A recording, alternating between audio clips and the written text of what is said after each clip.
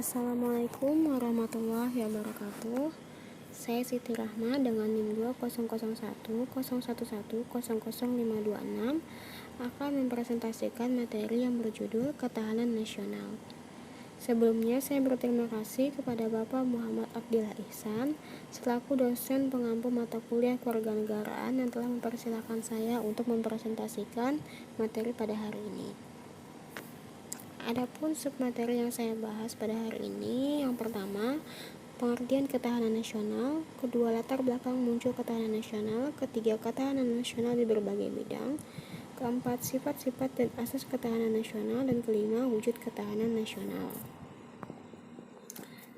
Yang pertama, pengertian ketahanan nasional. Secara etimologis, kata ketahanan berasal dari kata dasar tahan, yang berarti tabah, kuat, dapat menguasai diri, gigih, dan tak kenal menyerah. Maka, ketahanan bermaknakan tahan, mampu, dan kuat dalam menghadapi segala bentuk ancaman dan tantangan untuk menjamin kelangsungan hidupnya. Sedangkan kata nasional berasal dari bahasa Inggris, yakni nation, yang berarti bangsa sebagai pengertian politik. Jadi, secara etimologi, ketahanan nasional berarti mampu, kuat, dan tangguh dari sebuah bangsa dalam pengertian politik. Secara terminologi, pengertian ketahanan nasional dapat dilihat dalam tiga hal. Yang pertama, sebagai konsepsi, sebagai kondisi, dan sebagai strategi. Sebagai konsepsi, ketahanan nasional adalah suatu konsepsi bangsa Indonesia yang digunakan untuk dapat menanggulangi segala macam bentuk ancaman yang ada. Konsepsi ini dibuat menggunakan ajaran Astagatra, sehingga konsepsi ini dinamakan Ketahanan Nasional Indonesia berlandaskan pada ajaran Astagatra. Yang kedua, sebagai kondisi. Ketahanan nasional sebagai kondisi, yang mana kondisi ketahanan nasional Indonesia mengalami peningkatan ataupun penurunan dibanding tahun yang lalu. Kondisi tersebut dapat diukur menggunakan konsepsi ketahanan nasional Indonesia, yaitu ajaran Astagatra. Ketahanan nasional merupakan kondisi yang dinamis karena kondisi ketahanan nasional senantiasa bergerak dan berubah. Yang ketiga, sebagai strategi. Ketahanan nasional sebagai strategi yang berkaitan dengan sebab dan cara bangsa Indonesia untuk dapat bertahan meski menghadapi banyak ancaman dan bahaya. Ketahanan nasional ini dipandang sebagai cara atau pendekatan dengan menggunakan ajaran Astagatra untuk diperhitungkan dalam menanggulangi ancaman dan bahaya yang dihadapi bangsa Indonesia. Adapun mengenai ajaran Astagatra merupakan gabungan dari dua aspek, yaitu aspek alamiah yang terdiri dari 3 unsur atau Trigatra, dan aspek sosial yang terdiri dari 5 unsur atau Pancagatra. Trigatra dan Pancagatra ini digabung menjadi Astagatra, yang berarti 8 aspek atau unsur. 3 aspek alamiah atau Trigatra ini diantaranya yang pertama, gatra letak dan kedudukan geografi, gatra keadaan dan kekayaan alam, dan gatra keadaan dan kemampuan penduduk. Sedangkan 5 aspek sosial diantaranya gatra ideologi, gatra politik, gatra ekonomi, gatra sosial budaya, dan gatra pertahanan dan keamanan. Peran dan hubungan di antara ke-8 gatra ini saling terkait dan saling tergantung secara utuh untuk menyuruh membentuk tata laku masyarakat dalam kehidupan nasional.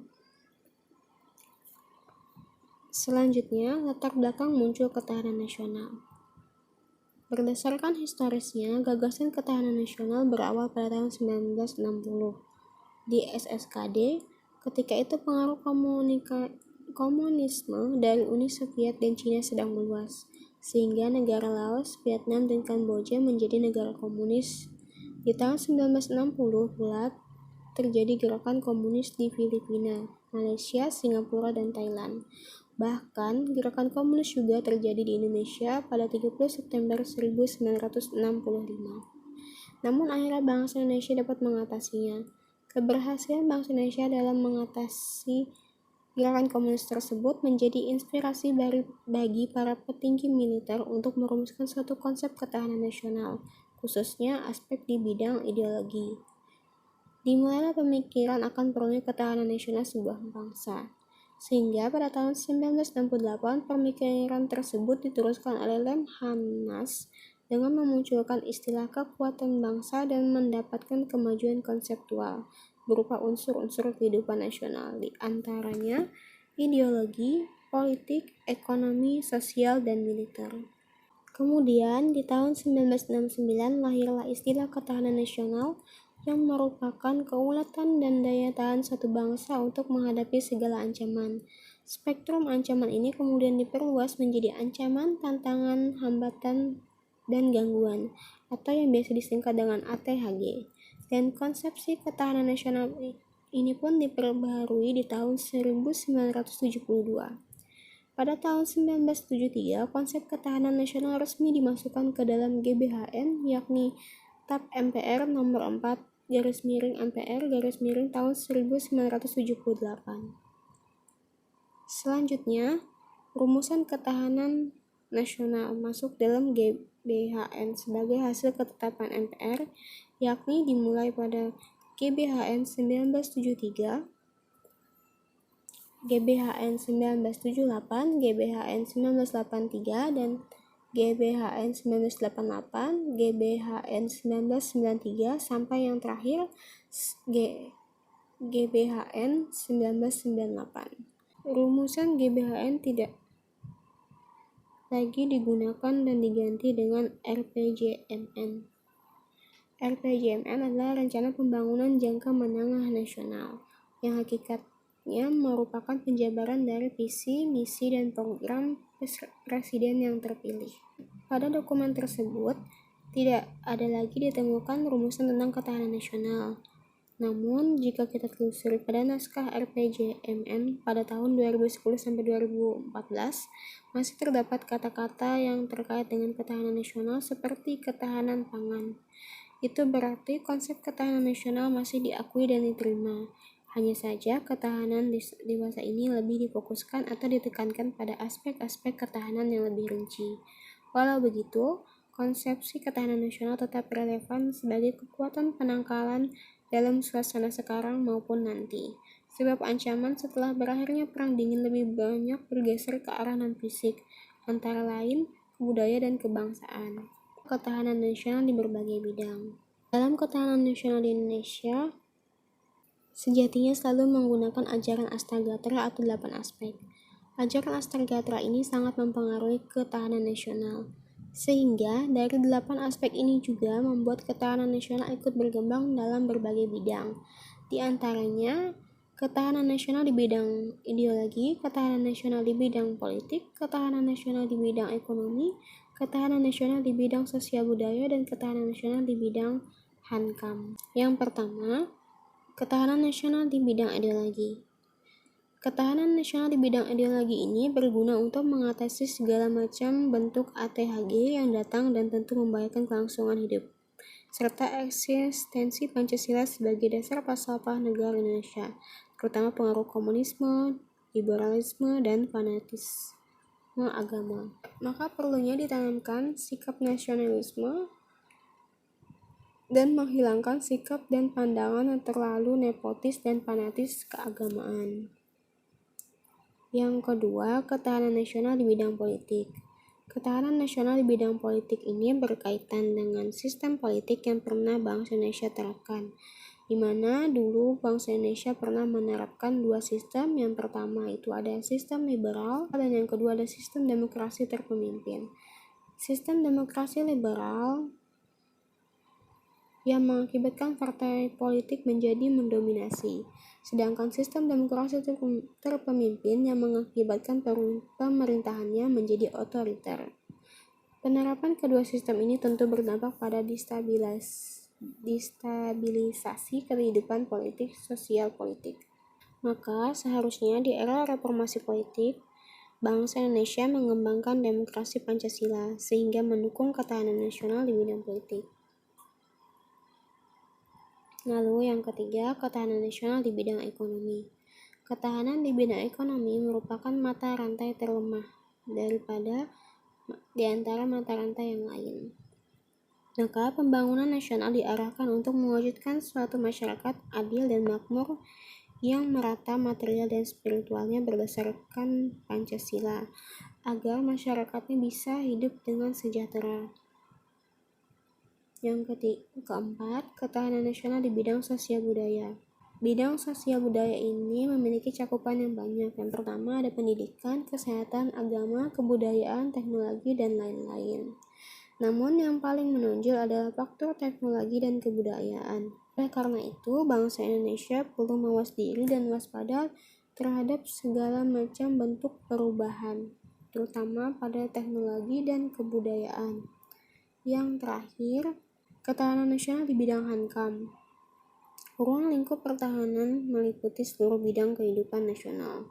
Setiap warga negara mempunyai hak dan kewajiban yang sama untuk ikut serta dalam usaha pembelaan negara sesuai dengan Amanat UUD 1945 Pasal 27 Ayat 3 dan Pasal 30 Ayat 1, serta Undang-Undang Nomor 3 Tahun 2002 Pasal 8 dan 9. Selanjutnya, sifat-sifat dan asas ketahanan nasional. Sifat-sifat ketahanan nasional. Ada 4 sifat ketahanan nasional. Yang pertama, mandiri, dinamis, wibawa, konsultasi, dan kerjasama. Mandiri ialah sifat yang dimiliki ketahanan nasional berupa kepercayaan pada kemampuan, kekuatan, dan tidak mudah menyerah, serta bertumpu pada identitas, integritas, kepribadian, dan keunggulan nasional. Dinamis ialah sifat yang dimiliki ketahanan nasional yang berarti tidak tetap, naik turun, dan tergantung pada situasi dan kondisi bangsa dan negara, serta lingkungan strategisnya. Wibawa ialah sifat yang dimiliki ketahanan nasional dalam keberhasilan pembinaan ketahanan nasional yang berlanjut dan berkesinambungan dalam rangka meningkatkan kemampuan dan kekuatan bangsa. Keempat, konsultasi dan kerjasama ialah sifat yang dimiliki ketahanan nasional di mana adanya saling menghargai dengan mengandalkan kekuatan moral dan kepribadian bangsa Indonesia yang sesuai dengan Pancasila. Lalu, asas ketahanan nasional. Asas ketahanan nasional adalah tata laku yang didasari nilai-nilai yang tersusun berlandaskan Pancasila, UUD 1945, dan wawasan Nusantara. Ada beberapa asas ketahanan nasional, diantaranya yang pertama, asas kesejahteraan dan keamanan, asas komprehensif integral, asas mawas ke dalam dan keluar, dan asas kekeluargaan. Asas kesejahteraan dan keamanan merupakan asas dalam sistem kehidupan nasional agar dapat berlangsung dengan baik. Keduanya selalu ada dan berdampingan pada kondisi apapun.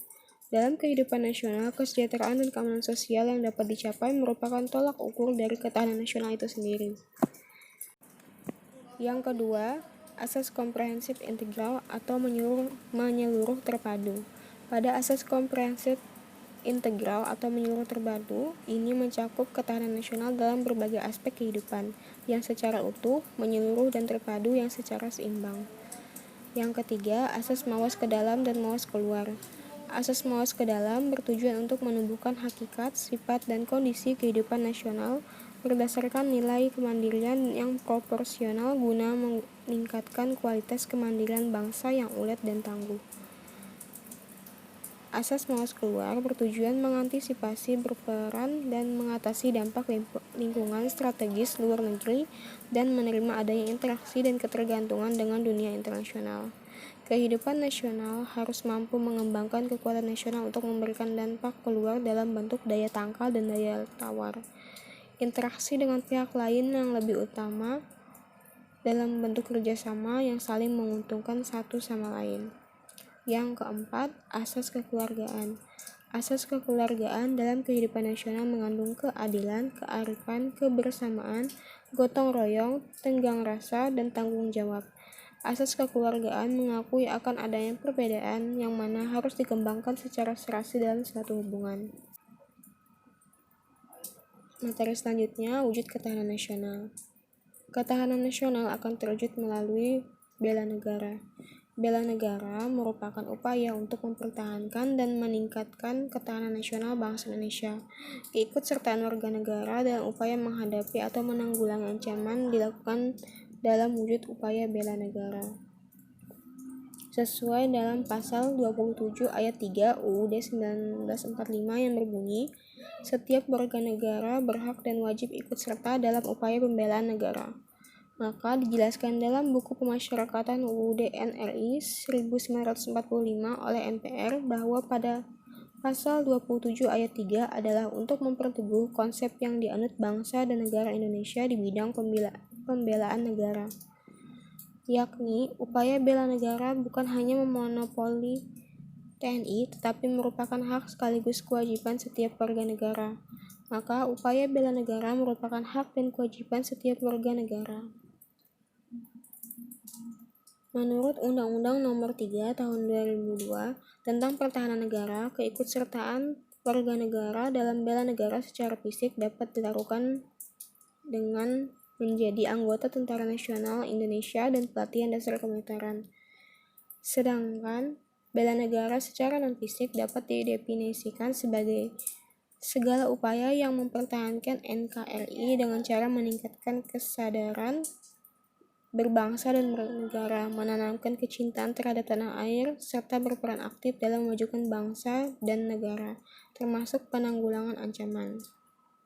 Menurut Undang-Undang Nomor 3 Tahun 2002 tentang Pertahanan Negara, keikutsertaan warga negara dalam bela negara secara non-fisik dapat diselenggarakan melalui pendidikan kewarganegaraan dan pengabdian sesuai dengan profesinya. Sekian penjelasan saya, kurang lebihnya saya mohon maaf. Assalamualaikum warahmatullahi wabarakatuh.